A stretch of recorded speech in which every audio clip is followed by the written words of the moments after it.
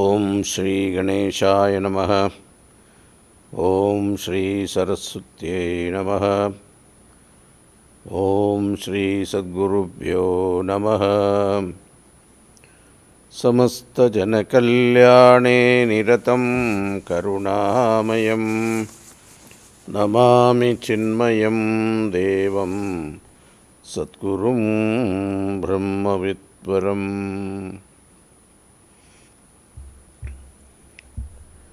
Today we are going to see the 12th chapter of Bhagavad Gītā. 12th chapter is very important chapter, and it is the smallest chapter in Bhagavad Gītā, only 20 verses. But in this 20 verses, like in the Gītā Dhyanam, it is said, Sarvopanishado gavo dogdha gopalanandana partho vatsas suthir bhokta dugdham Gītāmritam mahad. Bhagavan, true to that statement, has summarized the entire Vedic teaching in 12 verses. Actually 11 verses, because the first verse is belonging to Arjuna. So in Vedas there are three topics mainly. One is karma, another is upasana, third one is jnana. So karma kanda, upasana kanda, jnana kanda, these are the three topics. Now here also Bhagavan has made 5 levels of bhakti sadhana. Bhakti in the Vedas you don't see much of a mention of the word bhakti. Only one Upanishad, Kaivalya Upanishad, it is mentioned Shraddha Bhakti Dhyana Yogat Avehi. In most of the other Upanishad you will not see the word bhakti. The idea is that bhakti is not something that is to be practiced separately. All yogas are bhakti in different levels. So karma yoga is bhakti yoga, and upasana yoga is bhakti yoga, and jnana marga is also bhakti yoga. So these totally Bhagavan makes into 5 levels. So karma, he makes it level 1, level 2, upasana level 1, level 2, then jnana marga 1 level only, there is no 2 levels. This bhakti, because bhakti is very important for karma marga, because unless they accept the Lord, they will not be able to perform bhakti karma marga. So therefore, the first karma yoga, the first level is Bhagavan Krishna understand that average people, 98% of people, Janata, they are all materialistic people. They have so much ambition, so many desires to be fulfilled. And at that time you go and seek Bhagavan, or spend your time seeking meditation, the Lord, etc. If you say, people may not be that much interested, because they have so much of desire. And Bhagavan is accepting them. He is not condemning those people who have desires. He says, it is very good, go ahead and pursue your path of karma in fulfilling your desires. So, That is why if you have a desire to have a house, work hard and get a house. But in fulfilling your desires, Bhagavan tells one condition, that is, it should be dharmic path. So you fulfill your desire through proper means, don't take shortcuts. And when the result come, have this attitude that it is coming from the Lord. Prasada buddhi. So Ishwararpana buddhi, prasada buddhi. These are the two main points in the Karma Yoga level 1. That is why a person who has desire for house, so you first, before entering the house, you bought the house, you before entering, you offer to the Lord and take it as a prasad. The same way, if you want to buy a house, a car, or if you have your children also, even children come out, that also we take it as Bhagavat Prasad.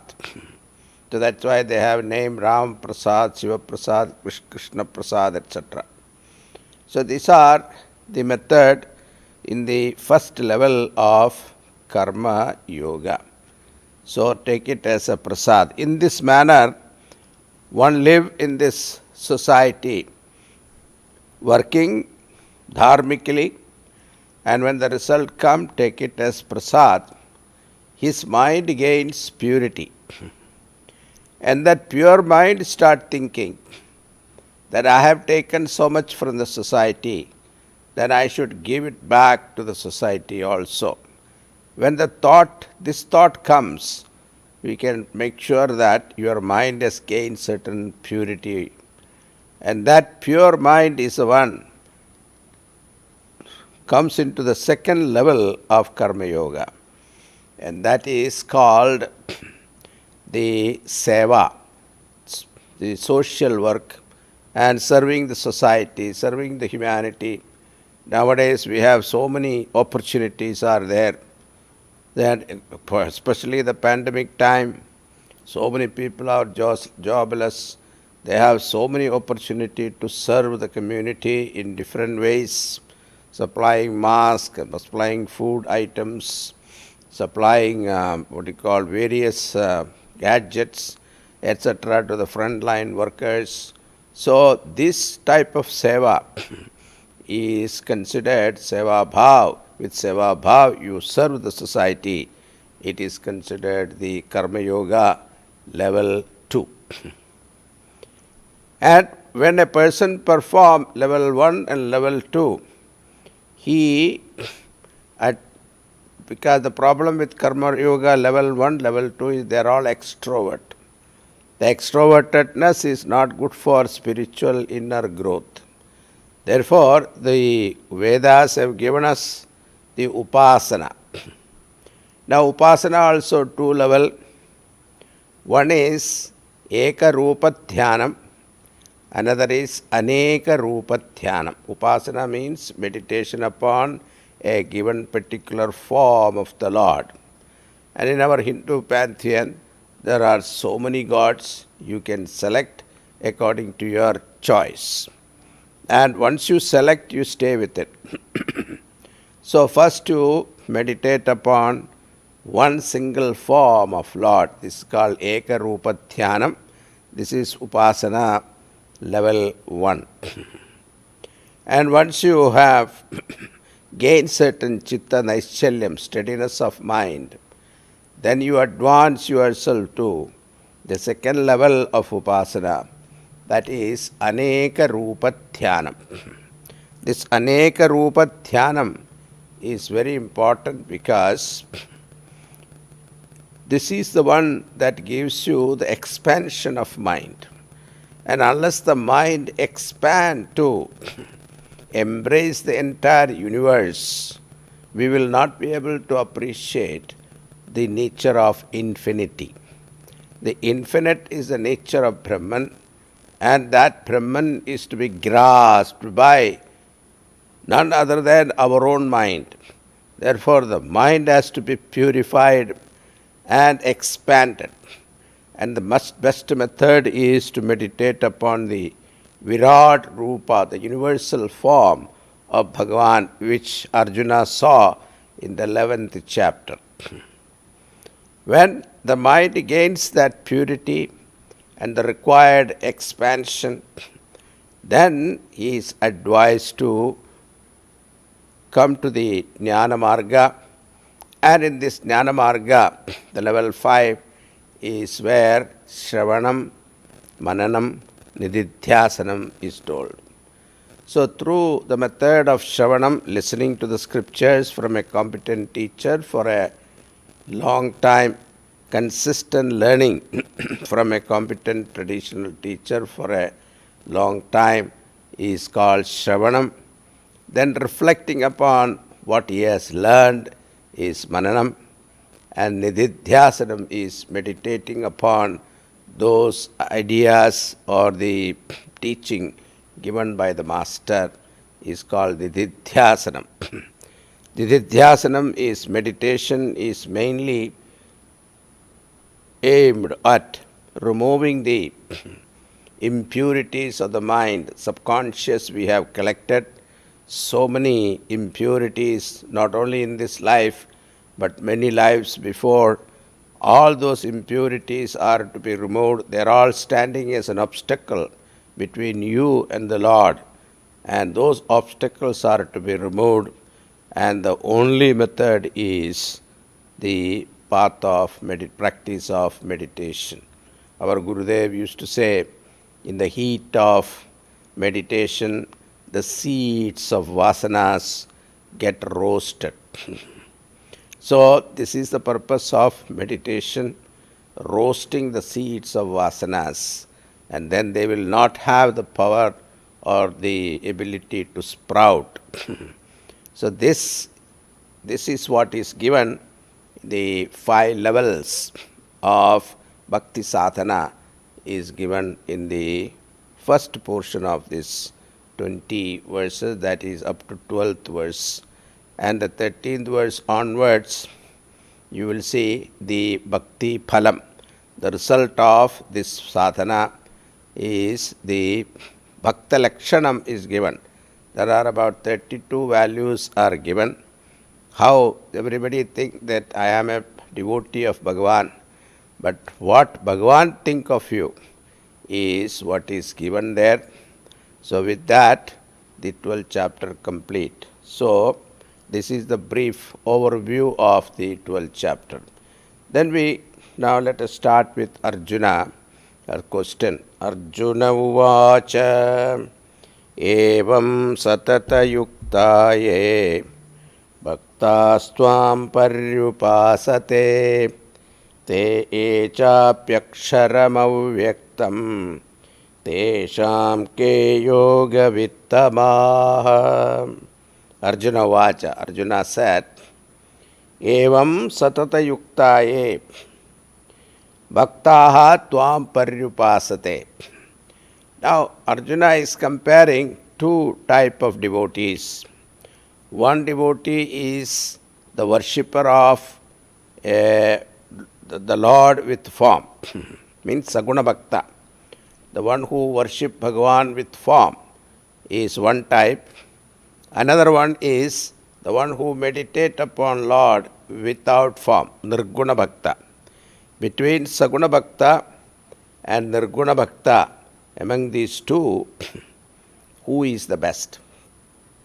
Ke yoga vittamaha. This question is based on the last chapter. That is why he has used the word evam. And it is called anuprashna. A prasnam, that is doubt, derived out of the teaching is called anuprashna. And prashna is your original question. But here it is based on the last 11th chapter of the Vishwarupa Darshanam. And an answer to this, Bhagavan is giving the answer. He says, Sri Bhagavan uvacha maya veshya mano ye mam nityayukta upasate shraddhaya parayopetaha te me yuktata mamata. Bhagavan says, Arjuna, your question is wrong. Why? Because one is a means, another is an end. The Saguna Upasana, Saguna worship, Saguna Bhakti or Saguna Upasana, Saguna worship, all these are means for gaining Nirguna. So, state of Nirguna Avastha, one can gain only through Upasana or worship. So, one is a means, another is an end. Between this, there cannot be a question which is better. Both are to be practiced. It is something like somebody asking a question that should I wear pant or shirt? There is no choice. It is not a choice. You have to wear both. So here also, Saguna Bhakti and Nirguna Bhakti, both one has to practice. There is no choice here. So therefore, Bhagavan says, what here he answers that Maya Veshya Mano Ye Mam Nitya Yukta Upasate. So your mind intent on me. So the question is where your mind is. Whether you are practicing Saguna Bhakti or Nirguna Bhakti, where your mind is, that is very important. Not what you are practicing. When you are worshipping the Lord, if your mind is traveling all over the world, that is not considered worship.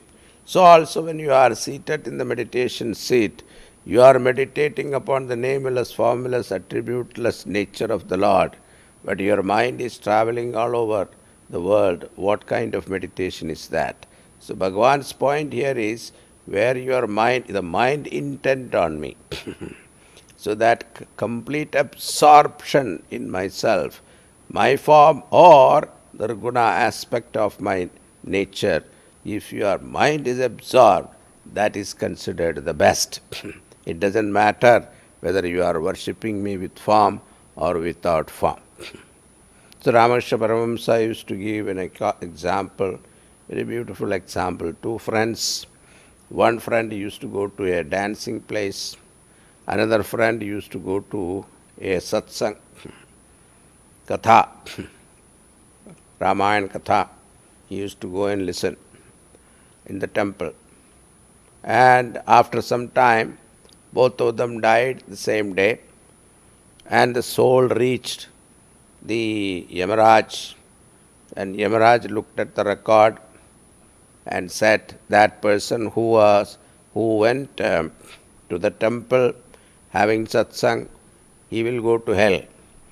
And the one who went to the dancing place, he will go to heaven. The person who was going to heaven, he has no complaint. But the person who is going to hell, he definitely had a complaint. He said, what is this? What kind of discrimination is this?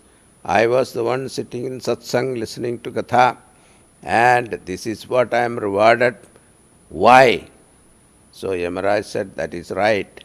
But the problem is, your mind was in the dancing place.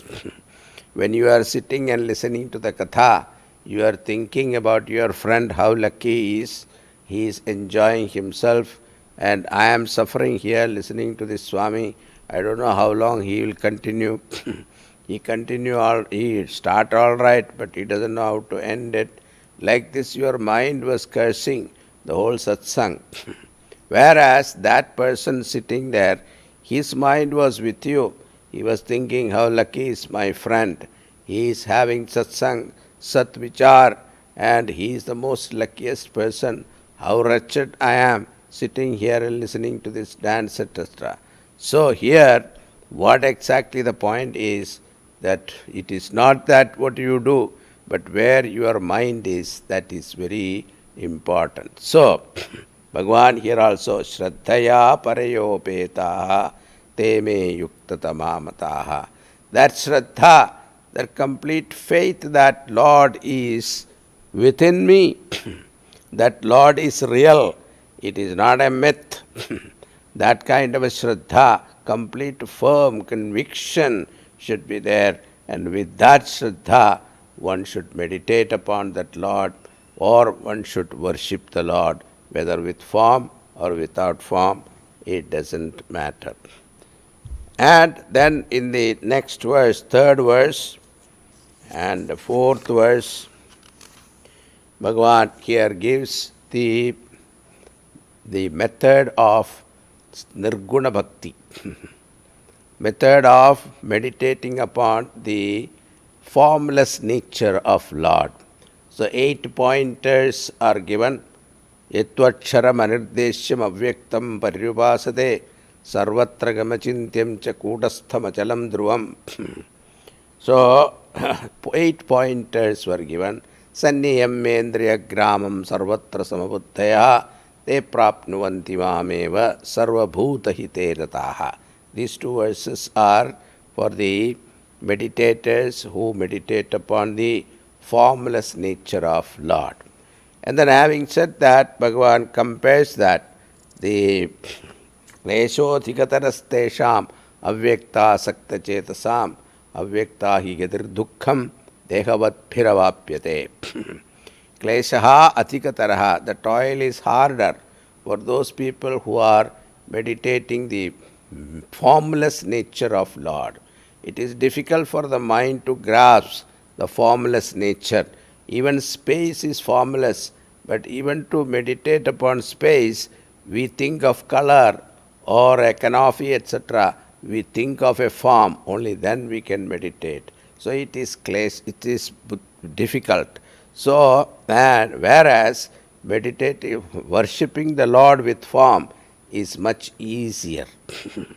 Why? Because we are attached to our physical body. So, dehavat phiravapyate. We are all attached to form, attached to physical body. Therefore, it is difficult. Now, when we say, naturally, question is, when it is difficult, we think that we'll take up this easiest path. The easiest path is worshipping the form of Lord. But that should not be the thinking for a spiritual seeker. The spiritual seeker should think that I should qualify, I should become qualified myself to take up the difficult path. Because the Nirguna nature of Bhagavan is the ultimate goal, that alone is moksha. Therefore, that should be the goal, and in order to gain that, how do I qualify myself? How will I become qualified? So, in order to purify the mind, these another 4 levels that we talked about, that was given. So, the Bhagavan goes in the reverse order. The Jnana Marga is given first, the 5th level is given first, and then he goes to the 4th level, that is Aneka Rupa Dhyanam, that is Etu Sarvani Karmani Mai Sanyasya Matparaha Ananyeneva Yogena Mam Dhyayanta Upasate Teshamaham Samudharta Mrityusamhara Sagarat Bhavami Dachirat Partha Maya Veshita Chetasam Mayeva Manaathasva Mayi Buddhim Niveshya Nivashishyasi Mayeva Atha Urdhvam Nasamsheha. These 3 verses are attributed to the Aneka Rupa Dhyanam, meditation upon the universal form of Lord. Then, if that is also not possible, Adhachittam Samadhadum Nashaknoshi, if that is not possible, then Bhagavan give here Ishtadevata Upasana. This single form you take and meditate upon. This is called the Ishtadevata Upasana. This is the 4th level we talked about. That is the Bhagavan terms it as Abhyasa Yoga. So the Abhyasa Yoga was given in the 6th chapter. Bhagavan is referring to that. Why? Because even to meditate upon one single form, it is not easy. It is difficult. Because the mind, the moment you try to absorb the form of Lord in your mind, by the time the head is there, the leg is gone. By the time you come to the feet, the head is gone. So it is difficult. But we have to repeatedly practice. It's called Abhyasa Yoga. So we have to repeatedly practice, and with that we will be able to accomplish this task. Then if that also not possible, Abhyasepya samarthosi matkarma paramo bhava madarthamapi karmani kurvan siddhimavapsasi. This is the second level, that is Karma Yoga, second level, that is the Paropakararthamidam Shariram. So, dedicate yourself the service of the humanity. Serving the humanity is serving the people, is considered serving the Lord. Janaseva is Janardana Seva. If that is also you consider difficult, and then comes to the last one, the first level, Athaitadapya Shaktosi Kartum Madyogamashridaha Sarva Karma Phalatyagam Tatakuryadatmavan.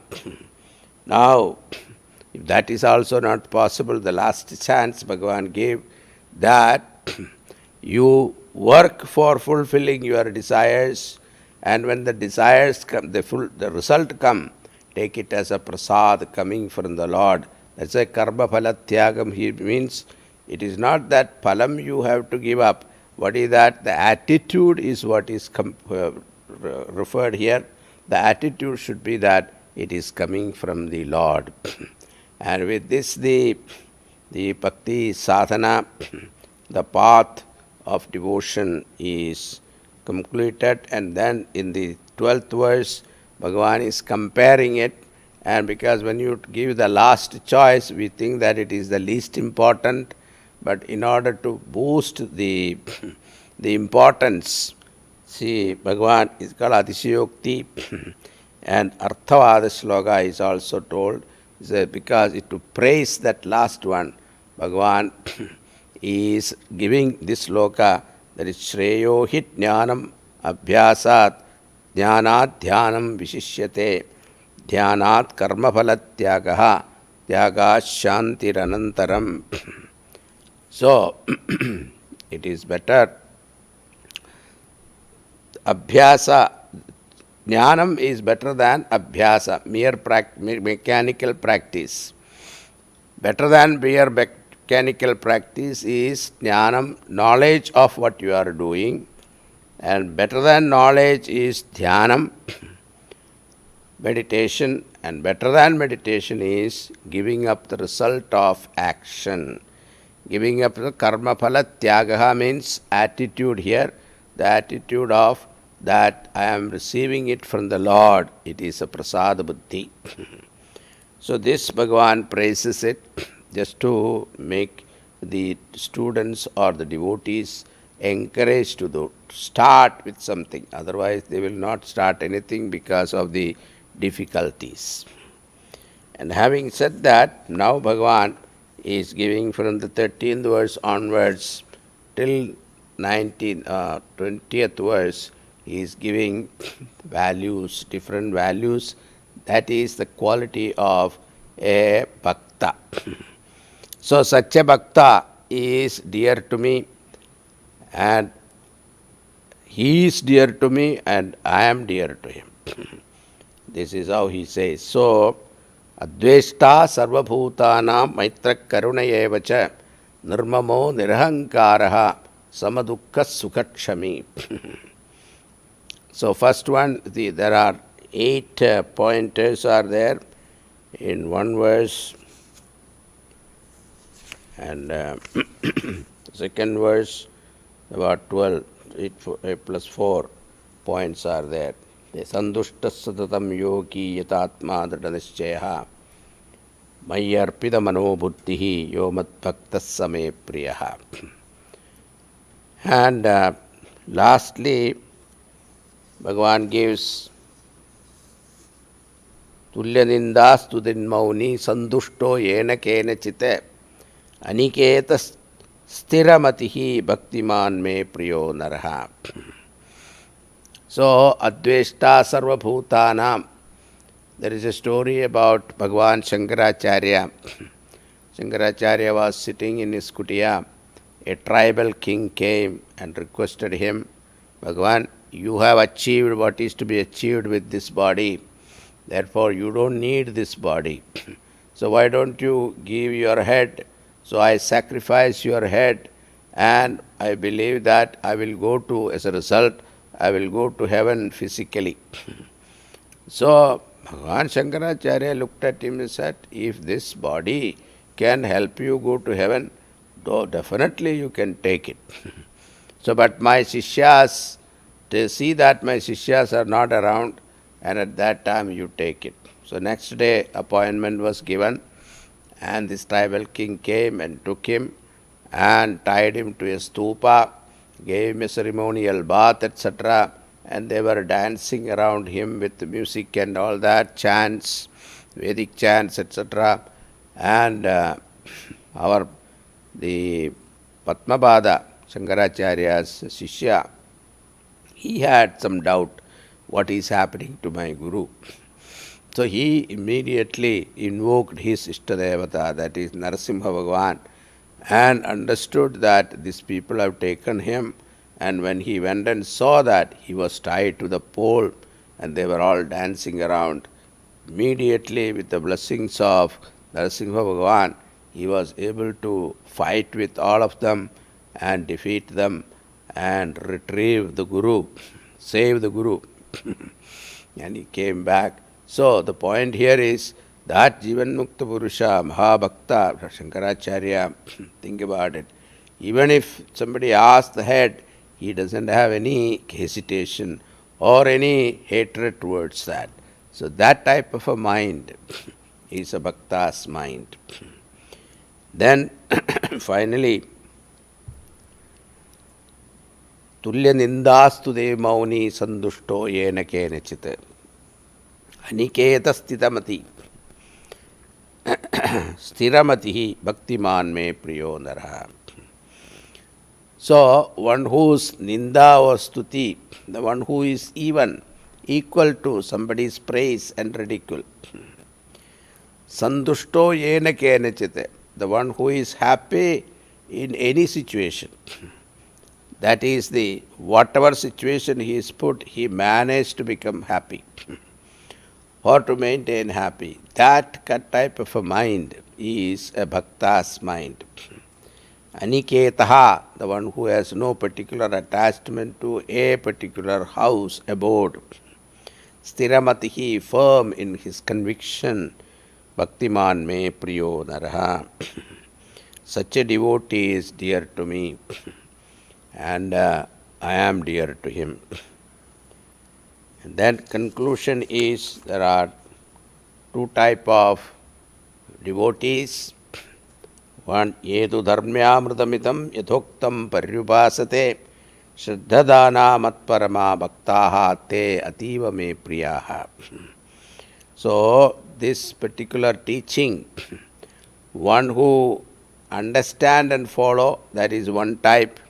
Then there is second type, the one who has complete faith in the words of me, that is the Lord, and then follow it. And among these two devotees, I like the second one, the one who has complete faith in the words of Bhagavan and then follow it. Such a person is Ativa Me Priyaha. He is the most dearest to me. So with that, this 12th chapter, Bhakti Yoga and the path to devotion is completed. Hari Om. Om Purnamada Purnamidam Purnat Purnamudachyate Purnasya Purnamadaya Purnameva Vasishyate. Om Shanti Shanti Shanti. Hari Om Shri Gurubhyo Namaha. Hari Om.